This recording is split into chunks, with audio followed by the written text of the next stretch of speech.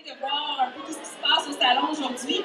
Alors, pendant que vous regardez ces super beaux kiosques, vous allez pouvoir avoir un petit peu d'informations sur l'ABC de la santé de vos enfants. Donc, si des gens qui sont intéressés à avoir un petit peu d'informations sur tout ce qui a trait à votre santé, à la santé de vos enfants, vraiment le 0-5 ans, on va parler de posture, on va parler de blessures communes, on va parler aussi d'exercice physique et de nutrition. Donc, si vous êtes intéressés, ben, je vous invite à vous joindre à nous. Alors, on va commencer tout de suite. Alors, les sujets qui vont être abordés ce matin, on va parler de grandir bien droit, donc d'avoir une bonne posture.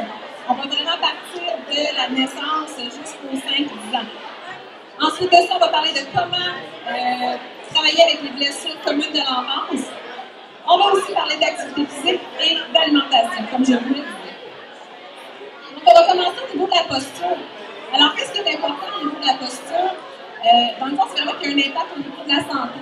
Donc, si on regarde au niveau des risques, on peut avoir, par exemple, des scolioses, on peut avoir de la trachéocéphalie, qui est en fait un débalancement au niveau des os crâniens.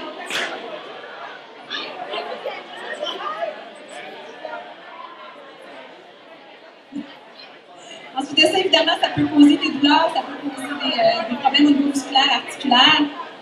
Et finalement, bien, évidemment, tout ça peut avoir un impact aussi sur les autres systèmes du corps, particulièrement au niveau du système nerveux.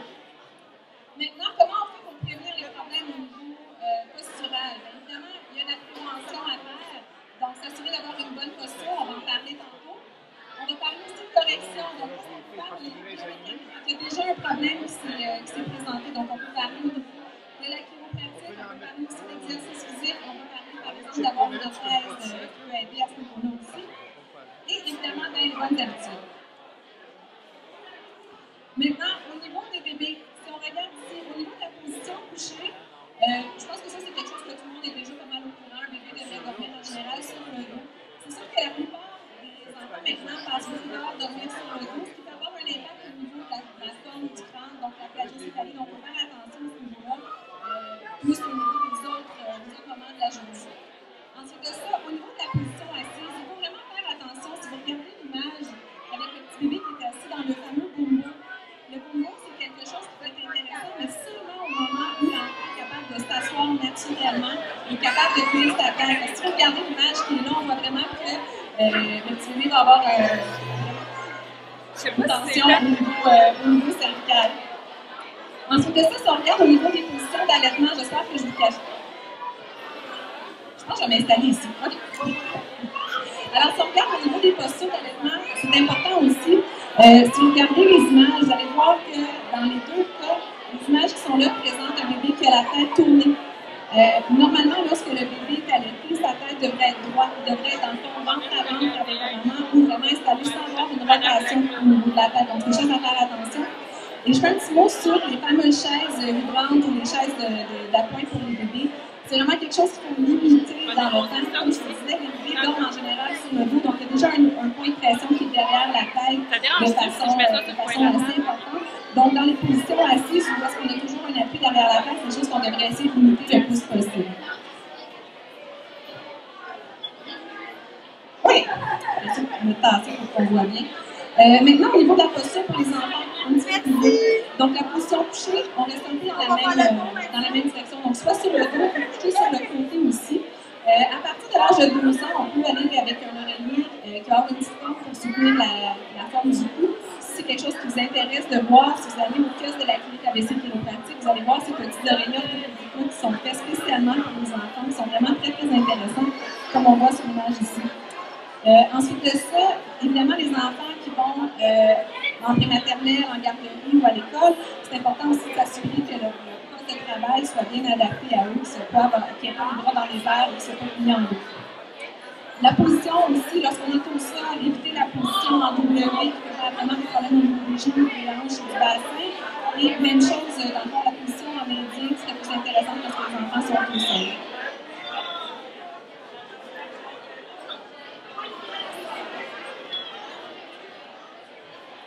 Maintenant, on va parler des blessures un petit peu plus communes au niveau de l'enfance. Évidemment, il y a toutes sortes de chutes qu'il peut y avoir. Donc, il y a les fameuses chutes en bas du dos, en bas de la table allongée, l'apprentissage de la marche, dérouler les marches quand l'endroit n'est pas nécessairement bien sécurisé. Les chutes modules quand on est au parc, c'est quelque chose aussi qu'on voit beaucoup. Les accidents de voiture ont pas un impact au niveau du coût à partir de 5 km/h. Donc, c'est vraiment quelque chose qu'il faut avoir, malgré que les bancs d'auto sont très, très intéressants pour protéger nos enfants, il y a quand même un impact qu'il peut y avoir à ce niveau-là.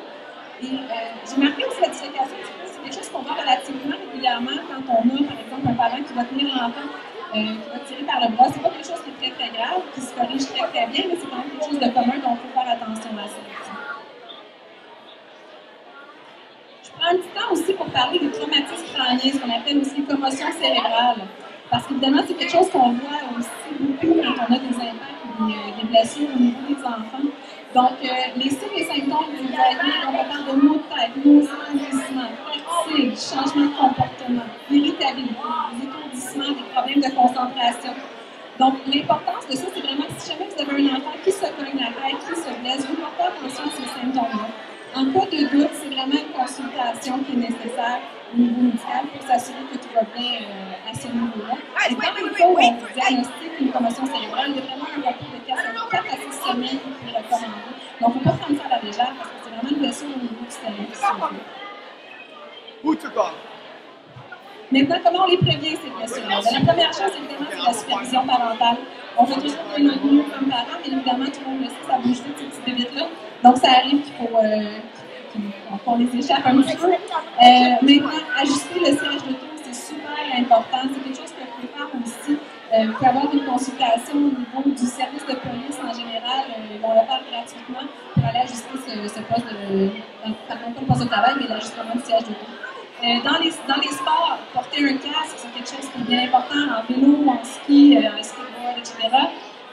Évidemment, éviter les comportements à risque, on les connaît. Et dans le cas où on a une blessure, évidemment, avoir le bon diagnostic, faire un traitement si c'est un problème musculaire ou articulaire, c'est quelque chose qui peut se traiter à ce moment-là en chiropratique, en kinésithérapie, etc. Et évidemment, dans le cas nécessaire, on va faire du côté médical. Maintenant, on va parler un petit peu d'activité physique. Alors, comment on fait bouger nos enfants? Premièrement, le besoin, c'est vraiment, on parle de 60 minutes d'activité physique soutenue par jour. Donc, ça, c'est vraiment quelque chose que la plupart des enfants n'ont pas nécessairement. Donc, c'est vraiment quelque chose qu'on développe avec nos enfants.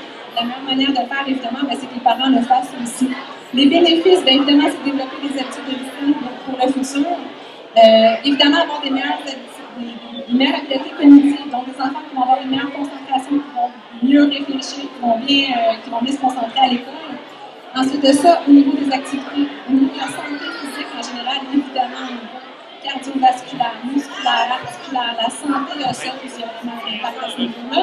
Et aussi au niveau de tout ce qui est psychologique, mental, social. Donc, une meilleure facilité à se faire des amis, une meilleure humeur, des enfants qui vont mieux avoir une meilleure estime d'eux aussi. Donc, il y a vraiment une importance à ce niveau-là. Maintenant, les choses qui sont importantes à développer. On parle d'endurance, d'assouplissement et de force. Donc, l'endurance, ça peut être par exemple de la course, du saut, de la natation. La souplesse, ça peut être avec la danse, avec la géométrie, des choses comme ça. La force de l'escalade, ou jouer sur les barres, les monkey bars, ce qu'on appelle aussi, ça va être une belle manière de développer ces aptitudes-là. Les idées de base, en fait, c'est pas compliqué avec des enfants, il faut juste les faire bouger. Donc, prenez des habitudes, par exemple, au lieu de prendre un ascenseur, marchez avec vos enfants. Ensuite de ça, quand vous avez un petit déplacement à faire, prenez pas la voiture, allez-y à pied, allez-y en vélo. Essayez de développer un réseau avec vos voisins pour faire des activités qui vont se faire tout le monde ensemble. Donc, évidemment, quand les voisins ou quand les petits amis embarquent, c'est toujours plus facile d'embarquer tout le monde. Les enfants, ils n'ont pas besoin d'avoir toujours non plus du jeu organisé. Laissez-les jouer dehors, tout simplement. On joue à table, on va sauter à la corde. À l'hiver, on peut pelleter. Dieu merci, c'est terminé. Maintenant, ça va être le raclage qui va commencer. Donc, les enfants peuvent s'amuser de ce niveau-là. Les premiers la piscine. Il y a plein d'activités qui ne coûtent pas très cher, qui peuvent être faites et qui vont être très bénéfiques pour nos enfants. Pour les bébés aussi, il y a des activités qu'on peut faire. Donc, pour les enfants qui sont plus jeunes, par exemple, un enfant qui est couché sur le dos, on peut prendre les deux mains, l'aider à s'asseoir, le faire tourner à droite, à gauche. Le fameux temps sur le ventre, beaucoup de parents ont de la misère à faire parce que les enfants n'ont pas nécessairement ça. Une des astuces, ça peut être de prendre un ballon d'exercice. le ballon d'exercice, les enfants en général vont aimer ça. Ils vont développer aussi un petit peu sur leur sens de leur environnement, donc leur proprioception. Et ils vont vraiment développer aussi la musculature au niveau du cou, ce qu'on peut développer quand ils sont sur le ventre aussi. Maintenant, un petit mot au niveau de l'alimentation. Dans le fond, à la base, c'est pas compliqué. Tout le monde sait les grands biens, mais on a des fois de la misère à les appliquer. Donc, pourquoi c'est important? Bien, évidemment, pour leur croissance, pour avoir un bon apprentissage, parce qu'évidemment, leur cerveau est nourri à travers ça aussi, et à leur bon développement général. Maintenant, j'ai demandé à ma nutritionniste Mireille de me donner des petits trucs, en fait, les petits points les plus importants. Je dis, qu'est-ce qu'il faut vraiment que les parents sachent quand ils vont partir de la conférence? Donc, les bases à retenir. Offrir des choix d'aliments santé. Évidemment, ça prend du choix, ça prend de la variété. Montrer l'exemple. Et ça, c'est vrai dans tout ce qu'on vient de discuter ce matin. Si les parents ne le font pas, les enfants ne le font pas.